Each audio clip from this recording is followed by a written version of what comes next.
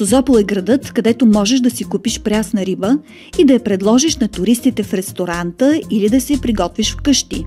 Имаш и право на избор.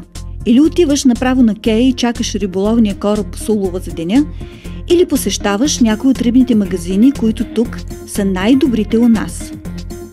След статистиката, че половината риба, която консумираме е замразена, сега е моментът да си купим прясна, уловена от Созополския залив.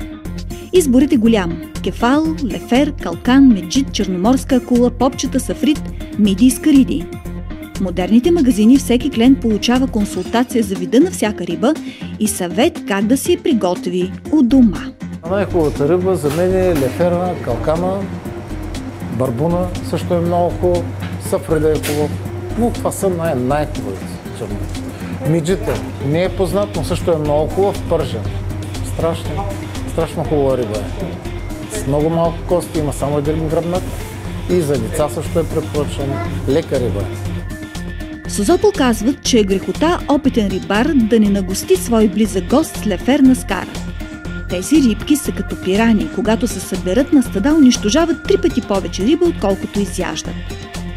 Най-популярните риби сред туристите са калкана и лефера, а за ресторантите най-много се купуват сафрити и попчета. Идват собственици от ресторанти, пазарят, предлагат черноморска риба, защото то де факто няма от другаде къде.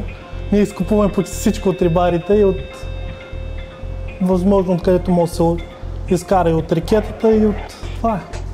От таляните също се получава предимно кефала в момента, който се лови. За сафрида трябва да знаем, че към момента е на второ място по количество промишлен улов в Черно море след цацата. От магазина рибата отива не само в близките ресторанти, но пътува извън България. Опакова се в кашони от стереопора, слага се лед и така стига до най-отдалеченото място. Най-далечното е Москва, където беше 48 часа пътуването и на другата година дойдоха, говорихме с клиентите, никакъв проблем не е имало. И калкани, и даже и миди сме пращали за Москва, за това, че тестваме. Освен най-популярните черноморски риби, тук се продава и хайвер, който созополчани разбиват с олио, слага се хляб или галета, лимон и лук. В магазина много се търсят и мидите. Това са от созополските ферми, където са до Свети Иван острова и са хубави.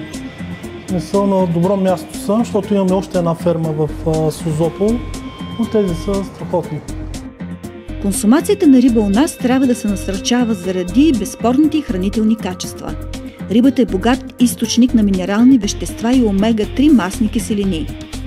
По съдържание на калций и фосфор се нарежда сред млякото и млечните произведения и преди месото. Морските риби са изключително богати на йод и флуор.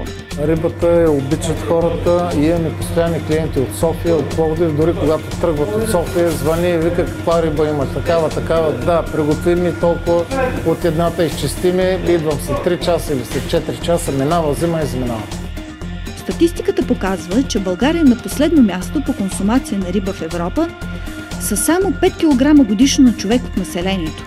В европейските страни се употребяват средно по 30 кг риба и аквакултури годишно, а в някои азиатски страни консумацията достига 80 кг на човек.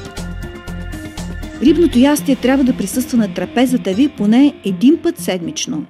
Така че магазините в Созопол ви очакват.